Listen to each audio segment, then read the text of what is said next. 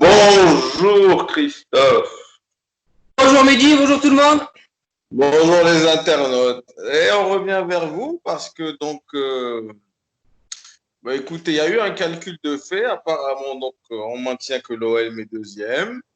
Ça, Par, dans tout le OM était deuxième. par contre, me demandez pas du tout quel calcul ils ont fait. Je trouve ça débile personnellement. Mais bon, franchement, ça aurait été à la mi-saison, c'est mieux pour moi. C'est plus simple pour tout le monde. Eux, ils ont fait un calcul de moyenne de je sais pas quoi. Bon.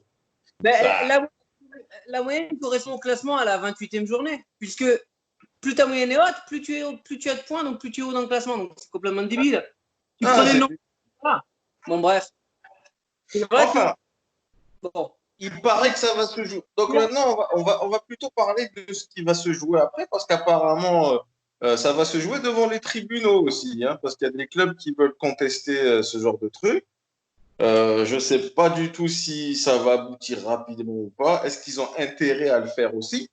Parce que le faire aussi, c'est surtout dans ce contexte, c'est un peu compliqué. Surtout pour l'image, hein, parce que dire, voilà, l'image de dire que pendant un problème d'eau aussi grave que la maladie, il y a des clubs qui veulent pinailler sur ceci, sur cela. Encore que de leur côté, je comprends, parce que on n'a peut-être pas la vision d'ensemble, mais eux, c'est des millions et des millions qui sautent hein, d'un coup à chaque fois. Donc, La vision d'ensemble, on parle de Lyon et de Toulouse, hein, pour ne citer que. Toulouse, en 10 journées, ils avaient 12 points à rattraper, un truc comme ça. oui, oui.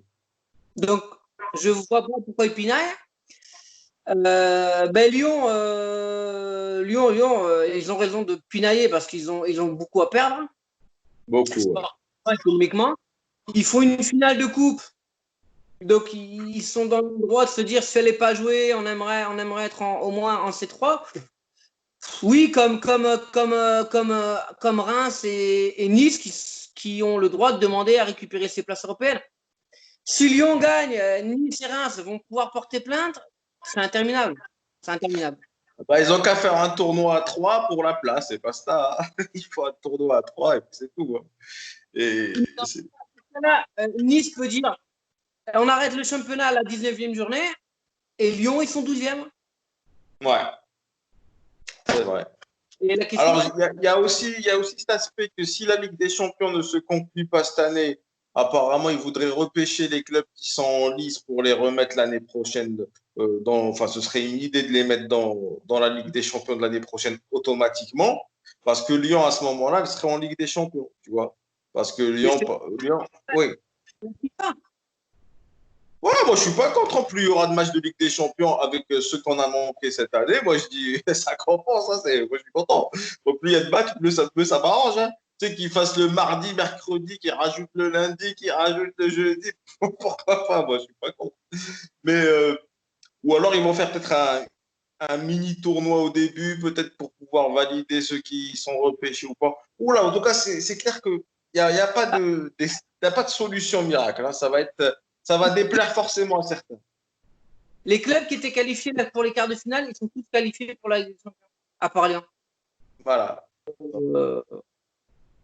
C'est ça. Donc, il n'y a que Lyon qui. Enfin, ça bénéficierait à Lyon. Moi, je dis tant mieux pour eux s'ils veulent, mais bon. Moi, je dis à Lyon, ils auraient dû faire mieux dès le départ. Ils avaient l'équipe pour. Pendant des semaines, ils étaient. Voilà, on ne savait pas trop ce qu'ils faisaient. Ils étaient en dents de scie, comme ça. Après, ils ont coulé, ils sont remontés un peu. Mais ils ne sont jamais réguliers, Lyon. Ça fait quelques temps que ça dure chez eux. Et puis, bon, et c'est vrai qu'ils reprennent Garcia. C'est un drôle de choix, quand même. Parce qu'après la saison dernière, moi, je dis, il fallait oser, quoi. Il fallait oser. De choix, sachant qu'il te dit que Laurent Blanc est en pôle et d'un coup, il te sort Garcia du chapeau. Ouais, parce que moi, je suis désolé, Laurent Blanc, c'est un très, très bon entraîneur. Parce que j'ai encore le souvenir de ce qu'il a fait à Bordeaux. J'ai encore le souvenir de ce qu'il a fait à Paris, parce qu'à Paris, il n'a pas eu ce qu'il a mérité. Hein, parce que, honnêtement, il a fait l'équipe de Paris Saint-Germain. Même moi, qui ne suis pas supporter parisien, j'adorais les voir jouer sous Laurent Blanc. Parce que c'était vraiment du très, très beau football. Et il a remonté la pente de l'équipe de France. L'équipe de France, on voit, il a peut-être moins réussi, mais en même temps, lui, c'est peut-être un entraîneur de club aussi. C'est peut-être pas un entraîneur national. Enfin, bref, je dirais, entre Garcia et Blanc, Garcia et Blanc, moi, j'aurais pris Blanc. Mais bon, euh, peut-être que c'était des contraintes encore d'autres que je ne connais pas. Mais bon, il y a peut-être d'autres entraîneurs aussi qui traînent. Hein. Moi, Garcia, je lui en veux par rapport à l'année dernière à Marseille. On n'est pas dans les coulisses de ce qui peut se faire dans les coulisses du foot. Ah. Mais moi, je lui en veux quand même. Garcia, j'ai un sentiment qu'il nous a fait un peu, il nous l'a fait à l'envers. Il y a Bon. des choix qu'il a fait qui étaient contestables. En tout cas, c'est sûr que ça nous a fait d'autant plus apprécier Villas-Boas. Villas-Boas, c'est devenu notre. Parce que Villas-Boas, il avait quand même un semblant de logique. Voilà, donc c'était un peu plus logique.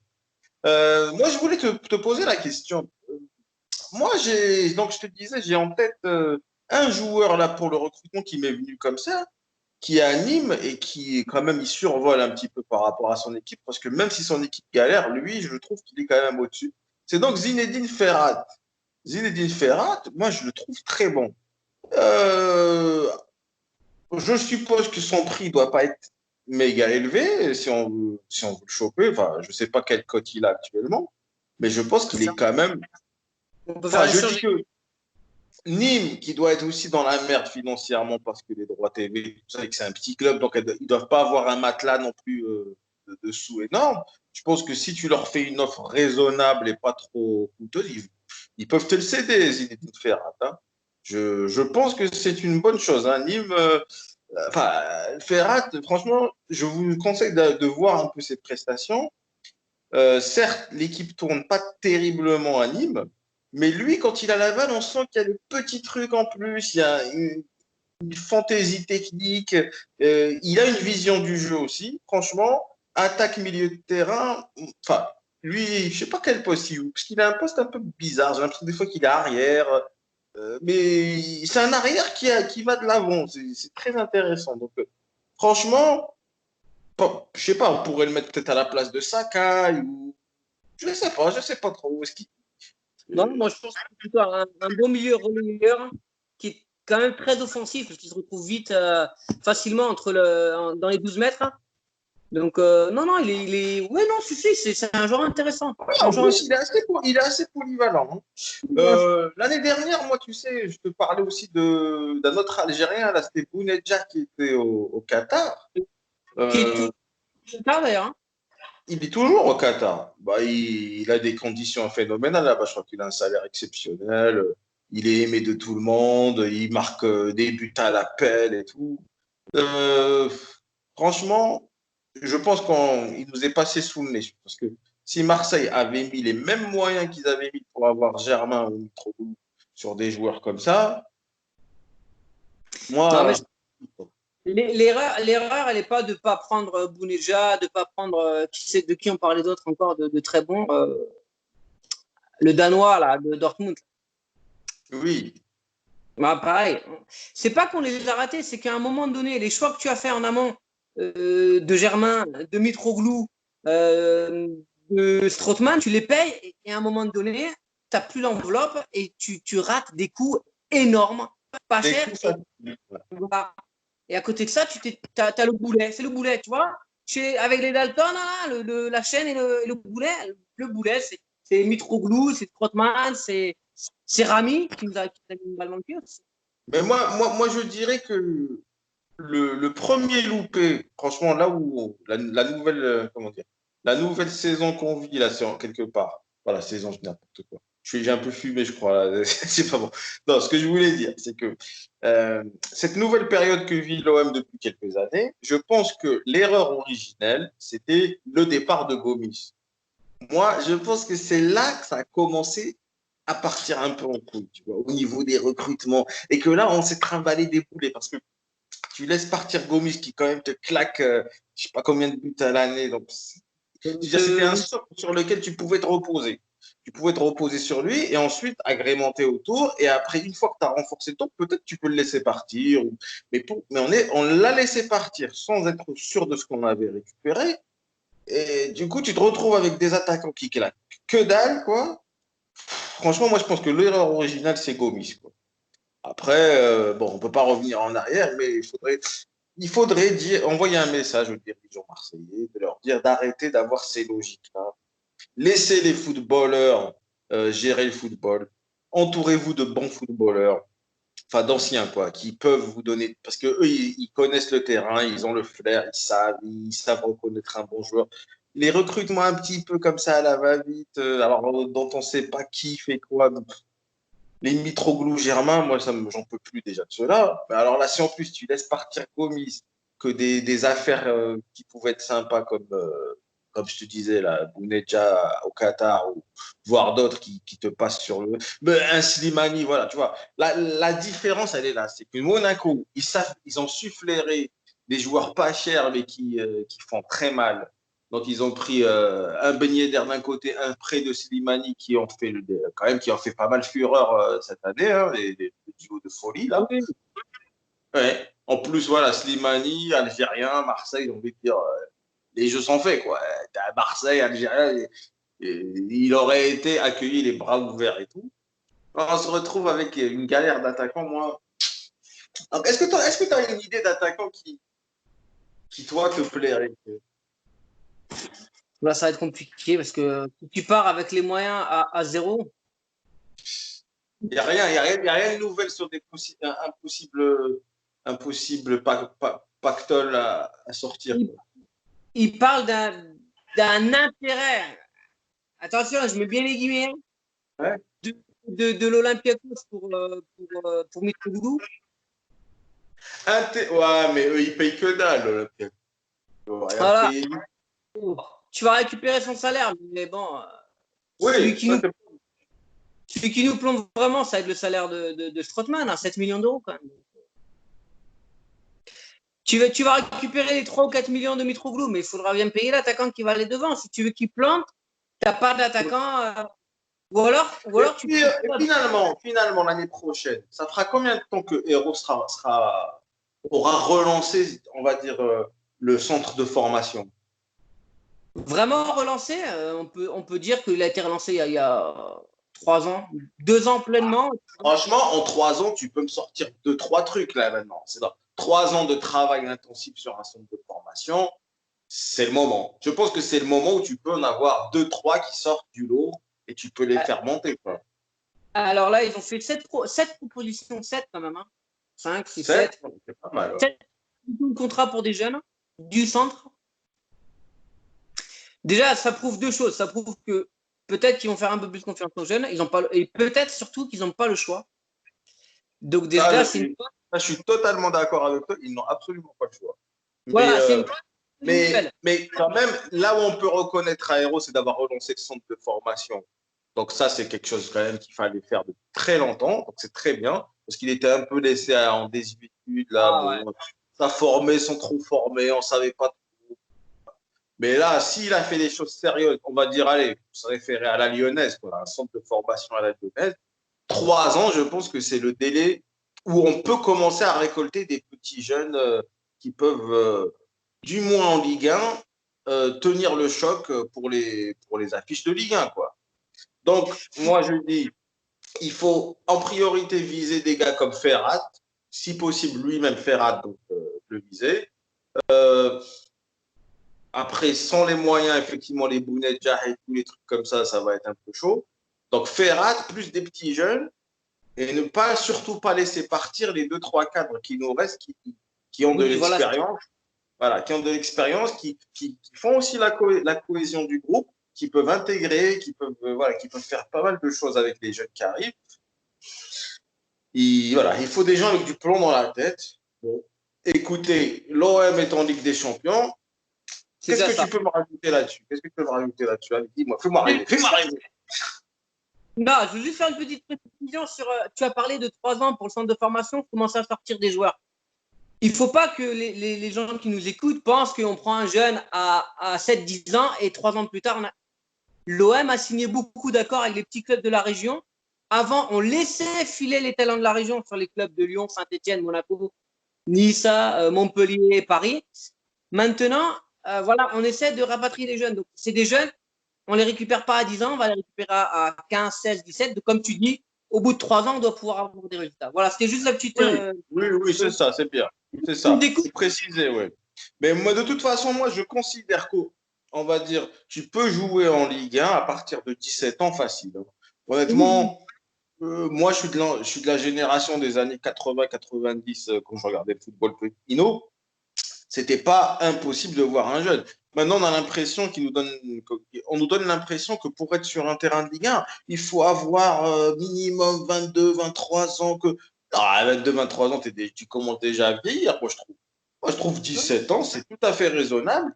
Pour peu que tu l'aies bien formé, que tu lui as mis du plomb dans la tête, qu'il soit bien encadré, c'est-à-dire que tu voilà, qui sache ce que c'est que la discipline d'un sport tel que le football. Mais à un moment donné, à 17 ans, ça va. Il vous les faut jusqu'à quel âge? Quand il arrive à 30 ans, là, tu vas lui donner sa chance. Non, à un moment donné, voilà, faites confiance aux jeunes. Et surtout, quand vous leur donnez confiance, vous leur montrez qu'il y a un avenir pour eux, mais il faut qu'ils soient sérieux, quoi. Voilà. Après 17 ans, pour moi, ça commence à être raisonnable. Donc, comme tu disais, tu les prends 14, 15 ans. À 17, voilà, 16, 17, ils commencent à avoir une bonne formation. Enfin, moi, je dis 17 ans, tu le rentres un quart d'heure, ensuite une demi-heure, ensuite voilà, une mi-temps. Voilà, tu le remets sur le banc s'il n'y a pas le choc et puis tu le relances un petit peu. Après, en fin de saison, l'année d'après, tu peux te mettre titulaire carrément, tu vois. Mais ouais, tu le fais rentrer à la petite demi-heure. Tu sais, le match sans trop d'enjeux. Hop, une petite demi-heure de fin, ça mange pas de pain, il risque pas de te merder dans les pattes. Et j'en reviens à ce que je te disais. Des fois, il vaut mieux des petits jeunes comme ça que des germains, pour moi. Rappelle-toi, Ake, l'année dernière, Ake contre Lille, il rentre un quart d'heure, je crois, il te fait un quart d'heure de folie. Voilà. Voilà. Il fait ce que pendant tout le match Germain ne fait pas, lui, il te le fait en un quart d'heure. Et là, il a suffi juste de lui donner un petit peu sa chance. Donc, ouais, Ake, cette année aussi, il peut être pas mal, je pense, Ake, si on lui donne sa chance. Hein.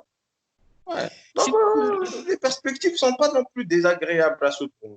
Les perspectives ne sont pas dégueu. On a des jeunes qui peuvent remplir la fonction en Ligue 1, c'est-à-dire permettre de reposer les cadres sur des petits matchs, qui auront la niaque et qui vont faire le jeu. Maintenant, des perspectives en réjouissant, il y en a, on va jouer la Ligue des Champions. Il y a possibilité d'avoir des bons joueurs en prêt, puisqu'on n'a pas le moyen, on pense sur l'idée, il n'y a pas le moyen. Je pense qu'un joueur préfère venir en prêt à l'OM un an et se dire voilà, je viens sur l'OM, je joue la Ligue des Champions, je découvre autre chose. Je pense je suis curieux. En tout cas, il y a une interrogation que j'ai, c'est que je suis curieux de voir la gueule, en général, du mercato européen cette année.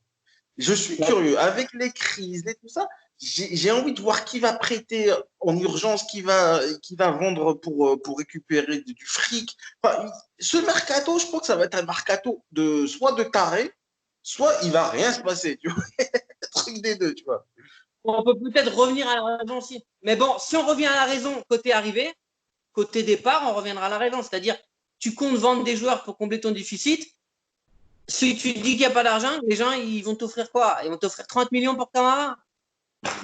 Non, je pense que tu as raison. Je pense que les prix vont aussi dégonfler un petit peu. Parce que là, on est parti trop loin. On est parti trop loin dans l'inflation des prix.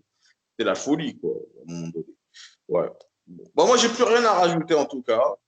Ne pas oublier qu'il y a coronavirus, il y a le Covid, là. Il y a aussi Brexit sur ce mercato. Hein. Oui, il y a le Brexit. Il y a plein de choses. Ouais, il y a plein de choses. Ça s'accumule. C'est vrai que c'est pas mal. Hein. Je pense que ça va être intéressant. Et du coup, on va faire des vidéos sur ce mercato parce que ça va apparaître au fur et à mesure.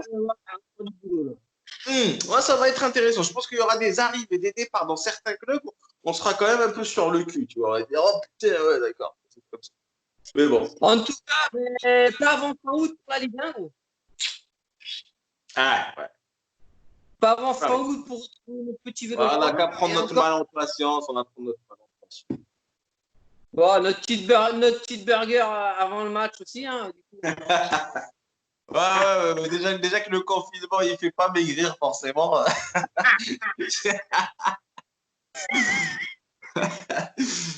Ouais. Bon, Christophe, je te remercie. On se dit à très vite. Allez, ciao les internautes. Ciao.